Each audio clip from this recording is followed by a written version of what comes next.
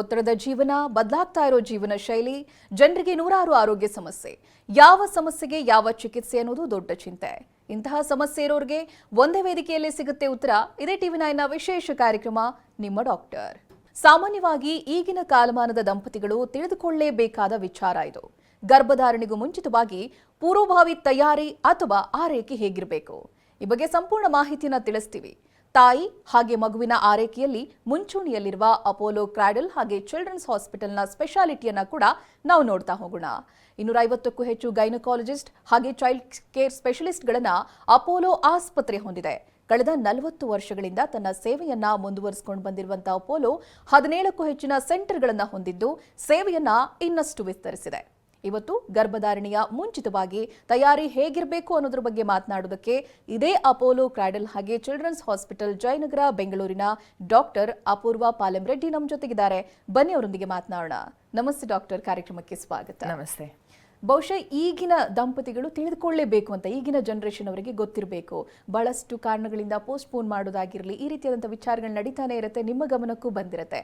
What is the right age ಅಂತ ಪ್ರೆಗ್ನೆನ್ಸಿಗೆ? ಈಗ ನಾವು ಸೋಷಿಯಲ್ ಮೀಡಿಯಲ್ಲಿ ತುಂಬ ಸತಿ ನಾವು ಇದು ನೋಡ್ತಾ ಇರ್ತೀವಿ ದಟ್ ನಿಮ್ಗೆ ಯಾವಾಗ ಪ್ರೆಗ್ನೆನ್ಸಿ ಬೇಕು ಅಂತ ಅಂದರೆ ಆವಾಗ ನೀವು ಪ್ಲ್ಯಾನ್ ಮಾಡ್ಕೋಬೇಕು. ತುಂಬ ಪ್ರೆಷರಲ್ಲಿ ಹೋಗಬೇಡಿ. ಸೊಸೈಟಿ ಪ್ರೆಷರ್ ಆಗಲಿ, ಫ್ಯಾಮಿಲಿ ಪ್ರೆಷರ್ ಆಗಲಿ, ಡೋಂಟ್ ಗೋ ಫಾರ್ ದ್ಯಾಟ್. ನಿಮ್ಗೆ ಯಾವಾಗ ಪ್ರೆಗ್ನೆನ್ಸಿ ಬೇಕು ಅಂತ ಅಂದರೆ ಆವಾಗ ನೀವು ಪ್ರೆಗ್ನೆನ್ಸಿ ಮಾಡ್ಕೊಂಡು ಅದು ನಿಮ್ಮ ಹಕ್ಕು ಅಂತ ತುಂಬ ಒಂದು ಐಡಿಯಾ ಆರ್ ಥಾಟ್ ಪ್ರಾಸೆಸ್ ಅನ್ನೋದು ಬರುತ್ತೆ. ಬಟ್ ಬಾಡಿಗೆ ಆ ಥಾಟ್ ಪ್ರಾಸೆಸ್ ಅನ್ನೋದು ಗೊತ್ತಿರಲ್ಲ. ಏಜ್ ಅನ್ನೋದು is a reality. 30 years cross ಆದಮೇಲೆ ಅದು ಮೇಲ್ ಆಗಲಿ ಫೀಮೇಲ್ ಆಗಲಿ ಬಾಡಿಯಲ್ಲಿ ಕೆಲವೊಂದು ಚೇಂಜಸ್ಸು, ಬಾಡಿ ಪ್ಯಾಟರ್ನ್ ವೇರಿಯೇಷನ್ಸು ಇಂಥವೆಲ್ಲ ಬರುತ್ತೆ. ಸ್ಪೆಸಿಫಿಕಲಿ ವಿಮೆನ್ಗೆ 30 ಇಯರ್ಸ್ ಕ್ರಾಸ್ ಆದಮೇಲೆ ಮೇಯ್ನ್ ನಮ್ಮ ಎಗ್ಸ್ ಅಂತ ಹೇಳ್ತೀವಿ, ಅಂಡಾಣು ಅಂತ ಹೇಳ್ತೀವಿ, ಅದರದ್ದು ಕ್ವಾಲಿಟಿ ಕ್ವಾಂಟಿಟಿ ಎರಡೂ ಕಡಿಮೆ ಆಗ್ತಾ ಹೋಗುತ್ತೆ. ಸೊ 30 ಇಯರ್ಸ್ ಆದಮೇಲೆ ಪ್ರೆಗ್ನೆನ್ಸಿ ಆಗಲ್ವಾ ಅಂತ ಅಂದರೆ ಆ ಥರ ಏನೂ ಇಲ್ಲ. 30 ಇಯರ್ಸ್ ಆದಮೇಲೇನು 40 ಇಯರ್ಸ್ ಏಜಲ್ಲೇನೋ ತುಂಬ ಜನ ನ್ಯಾಚುರಲಿ ಕನ್ಸೀವ್ ಆಗಿ ಸ್ಪಾಂಟೇನಿಯಸ್ ಪ್ರೆಗ್ನೆನ್ಸೀಸ್ ಆಗಿ ಎಲ್ಲ ಹೆಲ್ದಿಯಾಗಿರೋದು ಸಿಚುವೇಶನ್ಸೂ ಇರುತ್ತೆ. ಬಟ್ ಅದನ್ನು ನಾವು ಸ್ಟ್ಯಾಂಡರ್ಡ್ ಅಂತ ಇಟ್ಕೊಳ್ಳೋಕ್ಕಾಗಲ್ಲ. So from a medical point of view we advise women that 30 ಇಯರ್ಸ್ಗಿಂತ ಕೆಳಗಡೆನೆ ಪ್ರೆಗ್ನೆನ್ಸಿನ ಅಟ್ಲೀಸ್ಟ್ ಪ್ಲ್ಯಾನ್ ಮಾಡೋದು ಸ್ಟಾರ್ಟ್ ಮಾಡಿದರೆ ಒಳ್ಳೆಯದು. ಬಟ್ ಆಬ್ವಿಯಸ್ಲಿ ಅದು ಎಲ್ಲ ಟೈಮಲ್ಲಿನೂ ಪ್ರಾಕ್ಟಿಕಲ್ ಇರಲ್ಲ. ಬಟ್ ಎಸ್, ಒಂದು ಏಜ್ ಅಂತ ನೀವು ಹೇಳಿದರೆ 30 to 35 I think is a good time for women to start planning pregnancy. Okay doctor, ಇವಾಗ ಪ್ಲಾನ್ ಮಾಡ್ತಾ ಇದ್ದಾರೆ ದಂಪತಿಗಳು, ಕನ್ಸೀವ್ ಆಗೋಕ್ಕೆ ಟ್ರೈ ಮಾಡ್ತಾ ಇದ್ದಾರೆ ಅಂತ ಹೇಳಿದ್ರೆ ಯಾವುದಾದ್ರೂ ಪ್ರೀ ಟೆಸ್ಟ್ಗಳ ಅಗತ್ಯ ಇರುತ್ತಾ ಅಥವಾ ಮೆಡಿಕೇಶನ್ಸ್ಗಳು ಏನು ಸಜೆಸ್ಟ್ ಮಾಡ್ತೀರಾ? ಪ್ರೀ ಕನ್ಸೆಪ್ಷನ್ ಕೌನ್ಸಿಲಿಂಗ್ ಅಂತ ಹೇಳ್ತೀವಿ. ತುಂಬ ಸತಿ ನಾವು ಪ್ರೆಗ್ನೆನ್ಸಿ ಬಂದಾದ್ಮೇಲೆ ಡಾಕ್ಟರ್ ಹತ್ರ ಹೋಗ್ತೀವಿ, ಅಥವಾ ಒಂದು 2-3 ಇಯರ್ಸ್ ಪ್ರೆಗ್ನೆನ್ಸಿಗೋಸ್ಕರ ಟ್ರೈ ಮಾಡಿ ಪ್ರೆಗ್ನೆನ್ಸಿ ಬಂದಿಲ್ಲ ಅಂತ ಅಂದರೆ ಆವಾಗ ಡಾಕ್ಟರ್ನ ಕನ್ಸಲ್ಟ್ ಮಾಡೋಕ್ಕೆ ಹೋಗ್ತೀವಿ. ಬಟ್ ಈಗಿನ ಕಾಲದಲ್ಲಿ ಪ್ರೀ ಕನ್ಸೆಪ್ಷನ್ ಕೌನ್ಸಿಲಿಂಗ್ ಅಂದರೆ ಪ್ರೆಗ್ನೆನ್ಸಿ ಬರೋಕ್ಕೆ ಮುಂಚೆನೇ ನಮ್ಗೆ ಏನಾದರೂ ತೊಂದರೆಗಳಿದೆಯಾ ಅನ್ನೋದು ಟೆಸ್ಟ್ ಮಾಡ್ಕೊಳ್ಳೋಕ್ಕೆ ಆರ್ ನಮ್ಮ ಹೆಲ್ತ್ ಹೆಂಗಿದೆ ಅನ್ನೋದು ನೋಡೋಕ್ಕೆ we kind of encourage them to do. ಇದನ್ನೇ ನಾವು ಫರ್ಟಿಲಿಟಿ ಚೆಕ್ ಅಂತ ಹೇಳ್ತೀವಿ. ಫರ್ಟಿಲಿಟಿ ಚೆಕ್ ಅನ್ನೋದು ಪ್ರೆಗ್ನೆನ್ಸಿ ಪ್ಲ್ಯಾನ್ ಮಾಡೋಕ್ಕೆ 1 or 2 months ಮುಂಚೆ ಮಾಡಿದ್ರೆ ಬರೋಕ್ಕೆ ನಮ್ಮ ಬಾಡಿ ಪ್ಯಾಟರ್ನಲ್ಲಿ ಎಲ್ಲ ಹೆಲ್ದಿ ಇದೆಯಾ, ಪ್ರೆಗ್ನೆನ್ಸಿ ಬರೋಕ್ಕೆ ಗರ್ಭಕೋಶ, ಅಂಡಾಶಯ, ಓವರೀಸ್, ಟ್ಯೂಬ್ಸ್, ಅದೇ ರೀತಿಯಲ್ಲಿ ಹಸ್ಬೆಂಡ್ ಪ್ಯಾರಾಮೀಟರ್ಸಲ್ಲಿ ಸ್ಪರ್ಮ್ ಪ್ಯಾರಾಮೀಟರ್ಸ್ ಕಣ ಅಂತ ಹೇಳ್ತೀವಿ, ಇದೆಲ್ಲ ಕರೆಕ್ಟಾಗಿದೆಯಾ, ಹೆಲ್ದಿಯಾಗಿದೆಯಾ, ಯಾವ ರೀತಿ ಲೈಫ್ ಸ್ಟೈಲ್ ಚೇಂಜಸ್ ಅಥವಾ ಸಪ್ಲಿಮೆಂಟ್ಸ್ ತೊಗೊಂಡಿದ್ರೆ ಪ್ರೆಗ್ನೆನ್ಸಿ ಹೆಲ್ತಿಯಾಗಿ ಬೇಗ ನ್ಯಾಚುರಲಿ ಬರಲಿಕ್ಕೆ ಚಾನ್ಸಸ್ ಹೆಚ್ಚಿಗೆ ಇರುತ್ತೆ ಅನ್ನೋದು ನಾವು ಈ ಚೆಕ್ಸಿಂದ we can tell them. Doctor, ಇವಾಗ ಸಾಮಾನ್ಯವಾಗಿ ಡಾಕ್ಟರ್ ಹತ್ರ ಹೋಗ್ತಾರೆ ಅಂತ ಹೇಳಿದ್ರೆ ಯಾವುದೇ ಸಮಸ್ಯೆಗಾದರೂ ಲೈಫ್ ಸ್ಟೈಲ್ ಚೆನ್ನಾಗಿ ಮೇಂಟೈನ್ ಮಾಡಿ, ಡಯಟ್ ಮೇಂಟೈನ್ ಮಾಡಿ ಅಂತ ಹೇಳ್ತಾರೆ. ಇದಕ್ಕೂ ಕೂಡ ಅದು ಅಪ್ಲೈ ಆಗುತ್ತಾ? ಆದರೆ ಯಾವ ರೀತಿಯಾಗಿ ಮೇಂಟೈನ್ ಮಾಡಬೇಕು ಅಂತ? ಲೈಫ್ ಸ್ಟೈಲ್ ಅಂತ ಎಲ್ಲರೂ ಹೇಳ್ತಾ ಇರ್ತೀರಾ. ಬಟ್ ಲೈಫ್ ಸ್ಟೈಲ್ ಅಂದರೆ ಏನು? ರೆಗ್ಯುಲರ್ ಈಟಿಂಗ್ ಪ್ಯಾಟರ್ನ್ ಅಂದರೆ ಈಗ ನಮಗೆ ತುಂಬ ನಾವೇ doctors irregular sleeping and eating ಪ್ಯಾಟರ್ನ್ಸ್ಗೆ ಡಾಕ್ಟರ್ಸೇ ಐಡಿಯಲ್ ಎಕ್ಸಾಂಪಲ್ ಕ್ಯಾಂಡಿಡೇಟ್ಸ್ ಆಗ್ತಾರೆ. ಬಟ್ ಆದ್ರೂ that 8 hours of sleeping pattern ಅನ್ನೋದು ವೆರಿ ಇಂಪಾರ್ಟೆಂಟ್. ಸ್ಪೆಷಲಿ ಲೇಡೀಸ್ಗೆ ನೈಟ್ ಶಿಫ್ಟ್ಸ್ ಇರೋದು ಆರ್ ಶಿಫ್ಟ್ಸ್ ಚೇಂಜ್ ಆಗ್ತಾ ಇರೋದು, ಅಂದರೆ 15 ದಿವಸ ಒಂಥರ ಶಿಫ್ಟು, ನೆಕ್ಸ್ಟ್ 15 ದಿವಸ ಇನ್ನೊಂದು ಥರ ಶಿಫ್ಟು, ಈ ಥರ ಶಿಫ್ಟ್ ಆಗ್ತಾ ಇದ್ದಾಗ ಬಾಡಿ ಮೇಲೆ ಅಡ್ಜಸ್ಟ್ ಆಗಲಿಕ್ಕೆ ತುಂಬ ಜಾಸ್ತಿ ಸ್ಟ್ರೆಸ್ ಆ್ಯಂಡ್ ಪ್ರೆಷರ್ ಆಗ್ತಾ ಇರುತ್ತೆ. ಅದರಿಂದ ಹಾರ್ಮೋನಲ್ ಇಂಬ್ಯಾಲೆನ್ಸ್ ಸ್ಟಾರ್ಟ್ ಆಗೋದು, ಪೀರಿಯಡ್ಸ್ ಅಬ್ನಾರ್ಮ್ಯಾಲಿಟಿ ಆಗೋದು, ವೆಯ್ಟ್ ಗೇನ್ ಆಗೋದು, ಇಂಥ ಇಶ್ಯೂಸ್ ಎಲ್ಲ ಸ್ಟಾರ್ಟ್ ಆಗುತ್ತೆ. Second thing is with respect to diet pattern. The food that you are having the sleep that you are maintaining and exercise ಯಾಕೆ ಅಂತ ಹೇಳ್ತೀವಿ ಅಂದರೆ ನಾವು ಎಷ್ಟೇ ಟಾಕ್ಸಿಕ್ ಕಂಟೆಂಟ್ಸ್ ನಾವು ಬಾಡಿಯಲ್ಲಿ ಕನ್ಸ್ಯೂಮ್ ಮಾಡಿದ್ರು ಎಕ್ಸಸೈಸ್ ಮಾಡಿದರೆ ಸ್ವೆಟ್ ಮೂಲಕ ಆರ್ ಟಾಕ್ಸಿನ್ಸ್ ಮೂಲಕ it will automatically keep getting eliminated. So positive and negative balance ಅಂತ ಏನು ಹೇಳ್ತೀವೋ ಅದು ಅಡ್ಜಸ್ಟ್ ಆಗ್ತಾ ಇರುತ್ತೆ. ಸೊ ಈ 3 ಆಸ್ಪೆಕ್ಟ್ಸ್ ನಾವು ಮೇಂಟೈನ್ ಮಾಡ್ಕೊಳ್ಳೋಕ್ಕಾದರೆ you don't need to do 5 hours of gym every day or you don't need to take protein shakes ಅಂಥವೆಲ್ಲ ಏನೂ ತೊಗೊಳಕ್ಕೆ ಅವಶ್ಯಕತೆ ಇರಲ್ಲ. ಬಟ್ ಅಟ್ಲೀಸ್ಟ್ ಒಂದು 10,000 to 50,000 ಸ್ಟೆಪ್ಸ್ ಮಾಡೋದು, ಸ್ಲೀಪ್ ಪ್ಯಾಟರ್ನ್ ರೆಗ್ಯುಲರಾಗಿ ಮೇಂಟೈನ್ ಮಾಡ್ಕೊಳ್ಳೋದು, ಈ ಥರ ಫ್ಯಾಕ್ಟರ್ಸ್ ನಾರ್ಮಲ್ ಮೇಂಟೈನ್ ಮಾಡ್ಕೊಂಡಿದ್ರು lifestyle we feel is in a good space. Yes, ಇವಾಗ ಫರ್ಟೈಲ್ ವಿಂಡೋ ಅಂತ ಬಂದಾಗ ಯಾವುದ್ರ ಜೊತೆಗೆ ಅದು ದಂಪತಿಗಳಿಗೆ ವ್ಯತ್ಯಾಸ ಆಗುತ್ತಾ ಹೇಗೆ ಡಾಕ್ಟರ್? ಡೆಫಿನೆಟ್ಲಿ ಸೈಕಲ್ ಡ್ಯೂರೇಷನ್ ಅಂದರೆ ಮೆನ್ಸ್ಟ್ರುವಲ್ ಪೀರಿಯಡ್ ಅಂತ ನಾವು ಏನು ಹೇಳ್ತೀವೋ ಆ ಸೈಕಲ್ ಡ್ಯೂರೇಷನ್ ಮೇಲೆ ಈ ಫರ್ಟೈಲ್ ವಿಂಡೋ ಅನ್ನೋದು ಡಿಪೆಂಡ್ ಆಗುತ್ತೆ. ಸೊ ಟೆಂಟೇಟಿವ್ಲಿ ಪೀರಿಯಡ್ ಬಂದಾದಮೇಲೆ ಒಂದು 14th ಡೇಗೆ ಎಗ್ ರಿಲೀಸ್ ಆಗೋದು ಅಥವಾ ಓವಲೇಷನ್ ಆಗೋದು ಅಂತ ನಾವು ಹೇಳ್ತೀವಿ. ನಾವು ಅದಕ್ಕೆ ಒಂದು 5 days ಮುಂಚೆಯಿಂದ ಇಂಟರ್ಕೋರ್ಸ್ ಆದರೆ ಆವಾಗಲೇ ನಮಗೆ ಪ್ರೆಗ್ನೆನ್ಸಿ ಆಗಲಿಕ್ಕೆ ಚಾನ್ಸಸ್ ಇರೋದು. ನಾವು ಬ್ಯಾಂಗ್ಳೂರಲ್ಲಿ ಆಗಲಿ ಅಥವಾ ಯಾವುದೇ IT ಸೆಕ್ಟ್ ಇರೋದು ಸ್ಪೇಸಸಲ್ಲಿ 5 days ಇನ್ ಅ ವೀಕ್ ತುಂಬ ಬ್ಯುಸಿ ಇರ್ತಾರೆ ವೈಫ್ ಆ್ಯಂಡ್ ಹಸ್ಬೆಂಡು. ಕೆಲವು ಸತಿ ಹಸ್ಬೆಂಡಿಗೆ ಡೇ ಶಿಫ್ಟ್ ಇರುತ್ತೆ, ವೈಫ್ಗೆ ನೈಟ್ ಶಿಫ್ಟ್ ಇರುತ್ತೆ. ಸೊ ಅವರು ಥ್ರೂ ಔಟ್ ದ ವೀಕ್ ಅವ್ರು ಮೀಟೇ ಮಾಡಲ್ಲ. ಕೆಲವು ಸತಿ ಅವರು ಡಿಫ್ರೆಂಟ್ ಸಿಟೀಸಲ್ಲಿನೂ ಇರ್ತಾರೆ. So they meet only over the weekends. And ಆ ಟೈಮಲ್ಲಿ ನಮಗೆ ಓವಲೇಷನ್ ಇಲ್ಲ, ಅವ್ರ ಓವಲೇಷನ್ ಆಲ್ರೆಡಿ ಆಗೋಗಿದೆ ಅಂತ ಅಂದರೆ ನೀವು ಎಷ್ಟೇ ಮಂತ್ಸ್ ಟ್ರೈ ಮಾಡಿದ್ರೂ ಪ್ರೆಗ್ನೆನ್ಸಿ ಬರೋಕ್ಕೆ ಚಾನ್ಸಸ್ ಅನ್ನೋದು ಕಡಿಮೆ ಆಗೋಗುತ್ತೆ. Because you are not having sex around the time of ovulation. So ಅದಕ್ಕೋಸ್ಕರ ನಿಮ್ಮ ಬಾಡಿ ಪ್ಯಾಟರ್ನ್ ಪ್ರಕಾರ ಫರ್ಟೈಲ್ ವಿಂಡೋ ಯಾವುದು ಅನ್ನೋದು ಗೊತ್ತಾಗೋದು ತುಂಬ important. It has so happen that ನಾವು ಟೆಸ್ಟ್ ಮಾಡಿದ್ದಾಗ ಕಪಲ್ಸ್ಗೆ ನಾವು ಹೇಳ್ತೀವಿ, ಓಕೆ ನೀವು ಈ ಡೇ ನೀವು ಎಗ್ ರಿಲೀಸ್ ಆಗುತ್ತೆ, ಅವ್ರ ಓವಲೇಷನ್ ಆಗುತ್ತೆ, ನೀವು ಜೊತೆಯಲ್ಲಿ ಇರಬೇಕು ಅಂತ ನಾವು ಹೇಳಿದ್ರೂ ಸಹ ಮನೇಲಿ ಏನೋ ವರ್ಕ್ ಬರೋದು ಆರ್ ಗೆಸ್ಟ್ಸ್ ಬಂದಿದ್ದಾರೆ ಅಂತ ಹೇಳೋದು ಆರ್ ಆಫೀಸಲ್ಲಿ ಏನೋ ಎಕ್ಸ್ಟೆನ್ಷನ್ ಆಗಿದೆ ಅನ್ನೋದು, ಆ ರೀತಿ those days they can be together. ನಾವು ಸ್ಕ್ಯಾನ್ ಮಾಡಿ ಅವ್ರಿಗೆ ಹೇಳಿರೋದ್ರಿಂದ ಆ ತಿಂಗಳು ಅವ್ರಿಗೆ ಗೊತ್ತಾಗುತ್ತೆ. ಬಟ್ ಅದಕ್ಕೆ ಮುಂಚೆ ತಿಂಗಳಲ್ಲಿ ಅವರು ನಾವು ಇಷ್ಟು ಸತಿ ಜೊತೆಯಲ್ಲಿದ್ವಿ ಆ್ಯಂಡ್ ಇಷ್ಟು ದಿನದಿಂದ ಟ್ರೈ ಮಾಡ್ತಾ ಇದ್ವಿ ಆದ್ರೂ ಪ್ರೆಗ್ನೆನ್ಸಿ ಬರ್ತಾ ಇಲ್ಲ ಅಂತ ಇನ್ನೂ ಜಾಸ್ತಿ ಟೆನ್ಷನ್ ಮಾಡ್ಕೊಳ್ತಾರೆ. ಎಕ್ಸಾಕ್ಟ್ ಎಷ್ಟು ದಿನ ಇರುತ್ತೆ ಡಾಕ್ಟರ್ ಅದು fertile window? Around 5 days. Egg ಅನ್ನೋದು is alive in the body only for 12 to 24 hours. But sperm can live in the body anyway between 2 to 7 days also. ಅದ್ರ ಸ್ಟ್ರೆಂತಿಂದ ಕೆಪಾಸಿಟಿಯಿಂದ ಅಷ್ಟು ದಿವಸ ತನಕನೂ sperm can survive. So ovulation ಆಗೋದಕ್ಕೆ 4-5 days ಮುಂಚೆಯಿಂದ ಜೊತೆಯಲ್ಲಿರೋದು. So that is from 10th day of the period to 16th to 17th day of the period is what we say maximum fertility potential ಇರೋದು ಆ ಟೈಮಲ್ಲಿ ಇರುತ್ತೆ. ಎಸ್ ಡಾಕ್ಟರ್, ಇವಾಗ fertility ಏನೋ ಸಮಸ್ಯೆ ಇದೆ ಅಂತ ಹೇಳಿದ್ರೆ ಅದಕ್ಕೆ ಏನೇನು ಟ್ರೀಟ್ಮೆಂಟ್ ಅವೈಲೇಬಲ್ ಇದೆ ಅನ್ನೋದಾಗಿ ಇವಾಗ? So first of all most commonly I think these days ನಮಗೆ ಇರೋದು PCOS ಆರ್ ಪಾಲಿಸಿಸ್ಟಿಕ್ ಓವರಿ ಅಂತ ಹೇಳ್ತೀವಿ. That is period related abnormality. ನಾನೀಗ ನಿಮಗೆ ಫರ್ಟೈಲ್ ವಿಂಡೋ ಇಷ್ಟು ಟೈಮಿಂದ ಇಷ್ಟು ಟೈಮ್ ತನಕ ಅಂತ ಹೇಳಿದ್ದೀನಿ.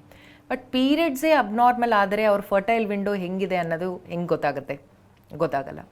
ಪ್ಲಸ್ PCOS ವುಮೆನಲ್ಲಿ period related abnormalities or ovulation related abnormalities ಇರುತ್ತೆ. ಅಂದರೆ ಕರೆಕ್ಟಾಗಿ ತಿಂಗಳು ಅಂಡಾನು ರಿಲೀಸ್ ಆಗಲ್ಲ. ಸೊ ಅದರಿಂದಾನು ಪ್ರೆಗ್ನೆನ್ಸಿ ಬರಲಿಕ್ಕೆ ಡಿಲೇ ಆಗೋದು, ಕನ್ಸೆಪ್ಷನ್ ರಿಲೇಟೆಡ್ ಚೇಂಜಸ್ ಆಗೋದು ಬರುತ್ತೆ. ಟ್ರೀಟ್ಮೆಂಟ್ ಪ್ರೋಟೋಕಾಲ್ ಅಂತ ಅಂದರೆ ನಾವು ನಾರ್ಮಲಿ 3 levels ಅಂತ ಹೇಳ್ತೀವಿ: tablets, injections, IVF. It doesn't mean that ಎಲ್ಲರಿಗೂ ಎಲ್ಲ ಟ್ರೀಟ್ಮೆಂಟು ಬೇಕಾಗತ್ತೆ ಅಂತ. ನಮ್ಮ ಬಾಡಿ ಪ್ಯಾಟರ್ನ್ ಪ್ರಕಾರ ನಮಗೆ ಏನು ಇಶ್ಯೂ ಇದೆ ಆರ್ ಏನು ಪ್ರಾಬ್ಲಮ್ ಇದೆ ಅನ್ನೋದ ಮೇಲೆ ಯಾವ ರೀತಿ ಟ್ರೀಟ್ಮೆಂಟ್ ತೊಗೊಂಡಿದ್ರೆ ಬೆನಿಫಿಟ್ ಇರುತ್ತೆ ಅನ್ನೋದು ನೋಡೋದು ಇಂಪಾರ್ಟೆಂಟ್. ಈಗ for someone who requires an injection ನಾವು ಟ್ಯಾಬ್ಲೆಟ್ಸ್ ಕೊಟ್ಟಿದ್ರೆ ವರ್ಕ್ ಆಗಲ್ಲ.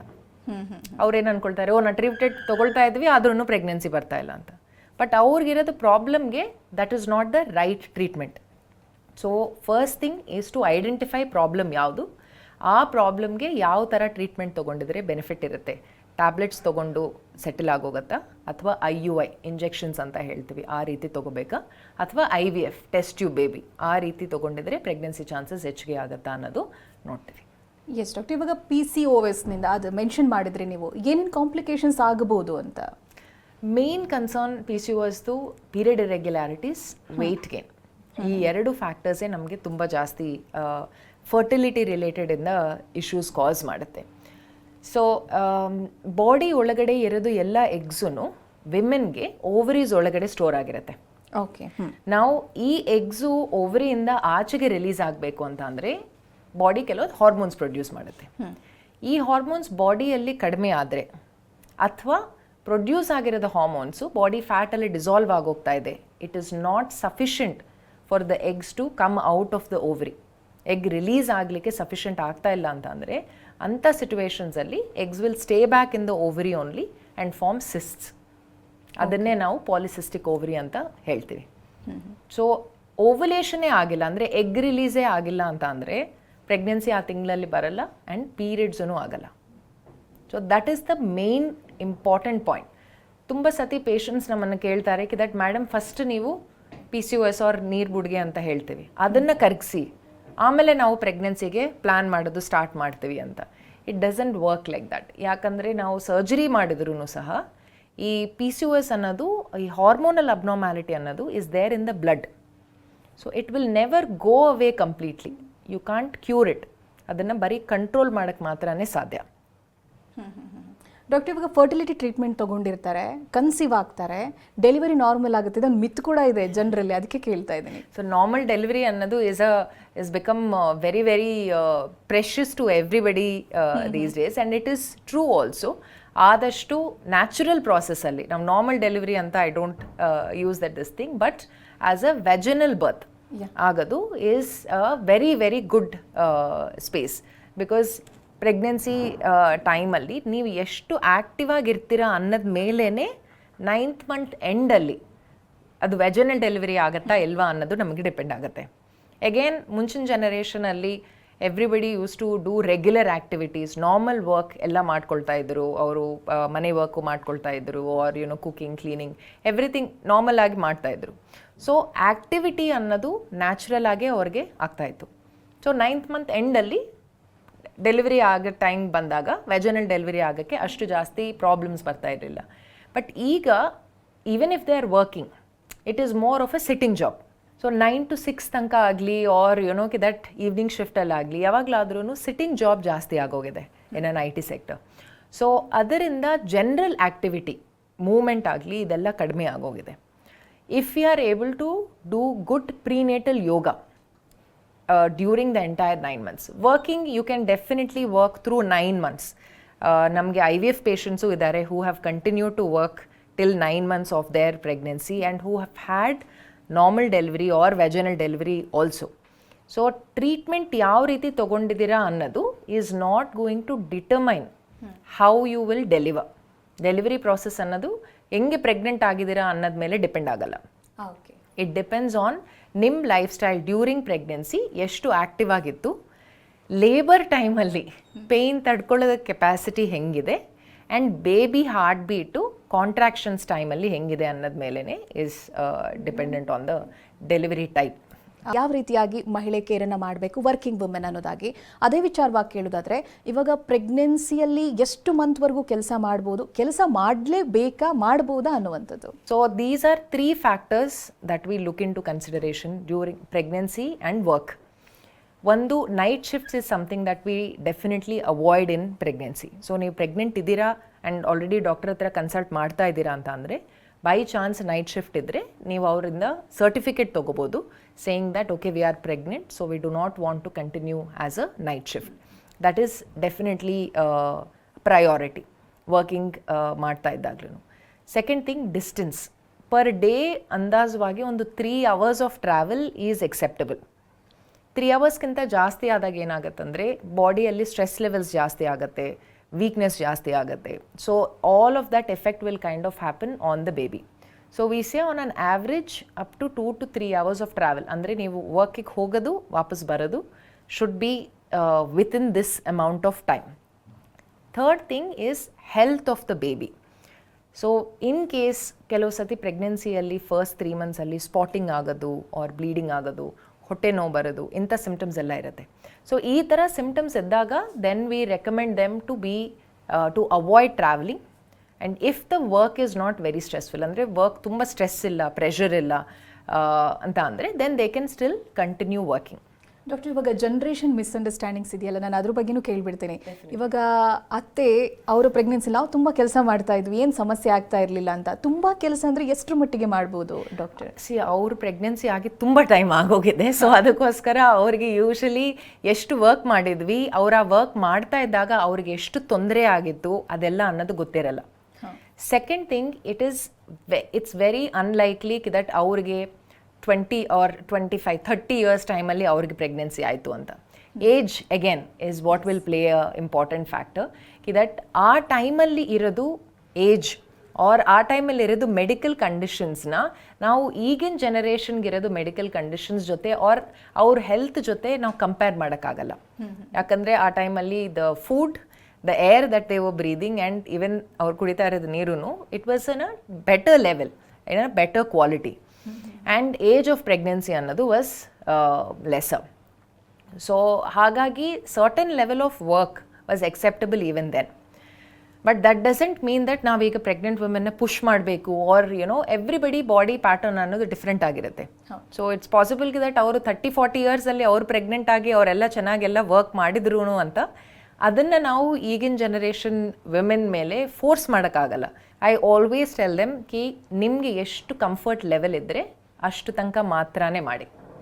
ಇವತ್ತು ನಿಮಗೆ ತುಂಬ ಎನರ್ಜಿ ಅಂತ ಅನಿಸ್ಬೋದು, 15-20 ನಿಮಿಷ ಆರ್ ಸಮ್ಟೈಮ್ಸ್ 1 hour ಎಕ್ಸಸೈಸ್ ಮಾಡಿದಷ್ಟು ಎನರ್ಜಿ ಇರ್ಬೋದು. But next day you might feel a little tired, you might feel that okay ನನಗೆ ಅಷ್ಟು ಕೆಲಸ ಮಾಡೋಕ್ಕೆ ಇವತ್ತು ಆಗ್ತಾ ಇಲ್ಲ ಅಂತ. So in that time let your body take that call. And if you are feeling tired, ನಿಮ್ಗೆ ಸುಸ್ತು ಅನಿಸ್ತಾ ಇದ್ದರೆ ಆವಾಗ ರೆಸ್ಟ್ ತೊಗೊಳ್ಳಿ. ನಿನ್ನೆ ನಾನು 1 hour ಎಕ್ಸಸೈಸ್ ಮಾಡಿದ್ದೀನಿ, ಇವತ್ತು 1 hour ಎಕ್ಸಸೈಸ್ ಮಾಡಿಲ್ಲ ಅಂತ ಅಂದರೆ ನನಗೆ ವೆಜನಲ್ ಡೆಲಿವರಿ ಆಗಲ್ಲ ಆರ್ ನಾರ್ಮಲ್ ಡೆಲಿವರಿ ಆಗಲ್ಲ, ಅಥವಾ ಏನೋ ಪ್ರಾಬ್ಲಮ್ ಆಗೋಗುತ್ತೆ, ನಾನು ವೀಕ್ ಆಗೋಗ್ತಾ ಇದ್ದೀನಿ ಅಂತ ನೆಗೆಟಿವ್ ರಿಇನ್ಫೋರ್ಸ್ಮೆಂಟ್ ಇರಬಾರ್ದು. ಓಕೆ ಡಾಕ್ಟರ್, ಇನ್ನು ಸಂಬಂಧದ ಒಳಗೆ ಮದುವೆ ಆಗ್ತಿರಲ್ಲ, ಅದರಿಂದ ಏನಾದರೂ ಸಮಸ್ಯೆ ಆಗುತ್ತಾ? ಒಂದು ವೇಳೆ ಆಗಿದ್ದಾರೆ ಅಂತ ಹೇಳಿದ್ರೆ ಅವ್ರೇನಾದರೂ ಸ್ಪೆಷಲ್ ಕೇರ್ ತಗೋಬೇಕಾ ಡಾಕ್ಟರ್? ಥ್ಯಾಂಕ್ಫುಲಿ ಐ ಥಿಂಕ್ ಈಗ ರಿಲೇಷನ್ಸ್ ಅಲ್ಲಿನೇ ಮದುವೆ ಆಗೋದು ಅನ್ನೋ ಕಾನ್ಸೆಪ್ಟ್ ಸ್ವಲ್ಪ ಕಡಿಮೆ ಆಗಿದೆ. That is because of this problem that relations ಅಲ್ಲಿನೇ ಮದುವೆ ಆಗಿದ್ರೆ, ಎಸ್ಪೆಷಲಿ ಮಾಮ ಅವ್ರನ್ನ ಅವ್ರ ಅತ್ತನ ಮಗಳನ್ನ, ಈ ಥರ ಎಲ್ಲ first degree R second degree relatives ಅಂತ ಹೇಳ್ತೀವಿ. ಸೊ ಈ ಥರ ಮ್ಯಾರೇಜ್ ಆದರೆ ಮನೆಯಲ್ಲಿ ಏನಾದರೂ ಜೆನೆಟಿಕ್ ಅಬ್ನಾರ್ಮ್ಯಾಲಿಟಿ ಇದ್ರೆ ಅದು ಬೇಬಿಯಲ್ಲಿನೂ ಬರಲಿಕ್ಕೆ ಚಾನ್ಸಸ್ ಇರ್ಬೋದು. ಮನೆಯಲ್ಲಿ everybody will be perfectly normal, ಅವಾಗ ತನಕ ಯಾರಿಗೂ ಏನು ಇಶ್ಯೂಸ್ ಇರಲ್ಲ. ಬಟ್ ಆದ್ರೂ ಬೇಬಿಯಲ್ಲಿ ಜೆನೆಟಿಕ್ ಅಬ್ನಾರ್ಮ್ಯಾಲಿಟೀಸ್ ಬರಲಿಕ್ಕೆ ಚಾನ್ಸಸ್ ಇರುತ್ತೆ. Despite that, I have a couple of friends who are, very closely related to each other. They fell in love and they wanted to marry. And obviously, family was very concerned that, okay, relational madve aagta ide, makkalige enadru tondre agutte and all of that anta. Again, couple genetic screening anta barutte. So it is a simple blood test tara ಮಾಡ್ತೀವಿ. Husband ಅಲ್ಲಿ R ಮೇಲ್ partner ಅಲ್ಲಿ ಏನಾದರೂ genetic abnormalities ಇರ್ಬೋದಾ, female ಪಾರ್ಟ್ನರಲ್ಲಿ R ವೈಫಲ್ಲಿ ಏನಾದರೂ genetic abnormalities ಇರ್ಬೋದಾ, ಈ ಇಬ್ಬರದಲ್ಲಿನೂ same abnormality ಬಂದ್ರೇ ಪಾಪುಗೆ ತೊಂದರೆ ಆಗೋದಕ್ಕೆ chances. Okay. So even if they have both the partners have abnormalities and a different abnormality andre there is no problem for the child and ನೀವು normal ಪ್ರೆಗ್ನೆನ್ಸಿಗೆ healthy ಪ್ರೆಗ್ನೆನ್ಸಿಗೆ everything you can kind of continue trying. But ಇಬ್ಬರಿಗೂ same genetic abnormality ಬಂದಾಗ ಮಾತ್ರ ನಾವು pregnancy ಟೈಮಲ್ಲಿ ಸ್ವಲ್ಪ extra test ಮಾಡೋದಾಗಲಿ, ಪ್ರಿಕಾಷನ್ಸ್ ತೊಗೊಳ್ಳೋದಾಗಲಿ, ಸೊ ದಟ್ ಅದು ಪಾಪುಗೆ ಎಫೆಕ್ಟ್ ಮಾಡ್ದಿರ ಇರುತ್ತೆ ಅಂತ ನಾವು ಟೆಸ್ಟ್ ಮಾಡ್ತೀವಿ. ಓಕೆ ಡಾಕ್ಟರ್, ಕೊನೆಯದಾಗಿ ವೆಯ್ಟ್ ಕೂಡ ಸಮಸ್ಯೆ ಆಗ್ಬೋದಾ? ಜನರಿಗೆ ಏನು ಹೇಳ್ತೀರಾ, last message? Weight again is a very sensitive issue. Patients complaint ಮಾಡ್ತಾರೆ, ಗೈನಕಾಲಜಿಸ್ಟ್ ಹತ್ರ ಹೋದಾಗ ಫಸ್ಟ್ ಥಿಂಗ್ ಅವ್ರು ಹೇಳೋದು ವೆಯ್ಟ್ ಕಡಿಮೆ ಮಾಡಿ ಅಂತ ಹೇಳ್ತಾರೆ ಅಂತ. But it is true. How can you tell someone, again patients ಕೇಳ್ತಾರೆ ದಟ್ ಮೇಡಮ್ ತುಂಬ ಹೆವಿ ಇರೋದವ್ರು ಪ್ರೆಗ್ನೆಂಟ್ ಆಗಿದಾರಲ್ಲ, ಸೊ ಯಾಕೆ ವೆಯ್ಟ್ ಅಂತ ಹೇಳ್ತಾರೆ ಅಂತ. ಈಗ ಸ್ಮೋಕಿಂಗ್ ಮಾಡ್ದಿರೋ ಅವ್ರಿಗೂ ಕ್ಯಾನ್ಸರ್ ಬರುತ್ತೆ, ಸ್ಮೋಕಿಂಗ್ ಮಾಡ್ತಾ ಇರೋದವ್ರಿಗೂ ಕ್ಯಾನ್ಸರ್ ಬರುತ್ತೆ. ಹಾಗೆ ಅಂತ ನಾವು ಆಯಿತು ಪರವಾಗಿಲ್ಲ ನೀವು ಸ್ಮೋಕ್ ಮಾಡಿ ಅಂತ ಹೇಳೋಕ್ಕಾಗಲ್ಲ. ಅದೇ ರೀತಿ ಎಷ್ಟೇ ವೆಯ್ಟ್ ಇದ್ರೂ ನಾವು ಮ್ಯಾಕ್ಸಿಮಮ್ ಐ ಥಿಂಕ್ ಡೆಲಿವರಿ ಮಾಡಿರೋದು 137 kg ಅವ್ರನ್ನ ಡೆಲಿವರ್ ಮಾಡಿದ್ವಿ. ಆ್ಯಂಡ್ ಅವ್ರಿಗೆ ಟ್ಯಾಬ್ಲೆಟ್ಸಿಂದಾನೆ ಮೆಡಿಕೇಷನ್ಸಿಂದಾನೆ ಪ್ರೆಗ್ನೆನ್ಸಿ ಬಂತು, ವೆಜನಲ್ ಡೆಲಿವರಿನೂ ಆಯಿತು, they was no concern. But ಅದನ್ನು ನಾವು ಸ್ಟ್ಯಾಂಡರ್ಡ್ ಅಂತ ಇಟ್ಕೊಳ್ಳೋಕ್ಕಾಗಲ್ಲ. ಡೆಫಿನೆಟ್ಲಿ ವೆಯ್ಟ್ ರೆಡ್ಯೂಸ್ ಮಾಡಿದಾಗ ಪ್ರೆಗ್ನೆನ್ಸಿ ಚಾನ್ಸಸ್ ಬೆಟರ್ ಆಗುತ್ತೆ. ಪ್ರೆಗ್ನೆನ್ಸಿ ಟೈಮಲ್ಲಿ ಇಶ್ಯೂಸ್ ಆಗಲಿ, ಪ್ರಾಬ್ಲಮ್ಸ್ ಆಗಲಿ, ರಿಸ್ಕ್ಸ್ ಆಗಲಿ ಬರೋದು ಕಡಿಮೆ ಆಗುತ್ತೆ. But that doesn't mean that weight alone is the factor. Even if you are 100 kgs pregnancy ನಾವು ಮಾಡಿಸ್ಬೋದು. ಬಟ್ ಮೆಡಿಕೇಷನ್ಸ್ದು ಇಂಜೆಕ್ಷನ್ಸ್ದು ಡೋಸ್ ಸ್ವಲ್ಪ ಹೆಚ್ಚಿಗೆ ಆಗ್ತಾ ಹೋಗುತ್ತೆ. ಸೊ ಕೆಲವ್ರಿಗೆ ಹಾರ್ಮೋನ್ ಪ್ರಾಬ್ಲಮ್ಸ್ ಇರುತ್ತೆ, ಸ್ಪೆಷಲಿ PCOS ಆರ್ ಥೈರಾಯ್ಡ್. ಇಂಥ ಸಿಚುವೇಷನ್ಸಲ್ಲಿ ಹಾರ್ಮೋನ್ ಅಬ್ನಾರ್ಮ್ಯಾಲಿಟಿಯಿಂದ it's not easy for them to lose weight. ನಾವು ಹೇಳ್ಬೋದು ವೆಯ್ಟ್ ಲೂಸ್ ಮಾಡಿ ಅಂತ, but it's not at all easy. So diet ಕನ್ಸಲ್ಟೇಷನಿಂದ, ಎಕ್ಸಸೈಸು, ಈ ಥರ they have to take external support. It's not possible for them alone to lose that weight, and ಫ್ಯಾಮಿಲಿನೂ ಅದರಲ್ಲಿ they have to be supportive for them. Okay doctor, ಇವತ್ತಿನ ಕಾರ್ಯಕ್ರಮದಲ್ಲಿ ಗರ್ಭಧಾರಣೆಗೂ ಮುಂಚಿತವಾಗಿ ಏನೇನು ತಯಾರಿ ಬೇಕು, ಆರೈಕೆ ಬೇಕು, ಮೇಲ್ ಆ್ಯಂಡ್ ಫಿಮೇಲ್ ಇಬ್ಬರಿಗೂ ಕೂಡ ಬಹಳ ವಿವರವಾಗಿ ತಿಳಿಸ್ಕೊಟ್ಟಿದ್ದೀರಾ. ಧನ್ಯವಾದಗಳು ನಿಮಗೆ. Thank you. ಇದುವರೆಗೂ ನಮ್ಮ ಜೊತೆಗಿದ್ದು ಡಾಕ್ಟರ್ ಅಪೂರ್ವ ಅವರು. ನೇರ ಭೇಟಿಗಾಗಿರುವಂತಹ ನಂಬರ್ ಹಾಗೆ ವಿಳಾಸವನ್ನು ನೋಟ್ ಮಾಡ್ಕೊಳ್ಳಿ. Apollo cradle and children's hospital, Jayanagar, number 25, 46 cross, Jayanagar 5th block, opposite Raghavendra Swami Math, Bengaluru 560011, Karnataka.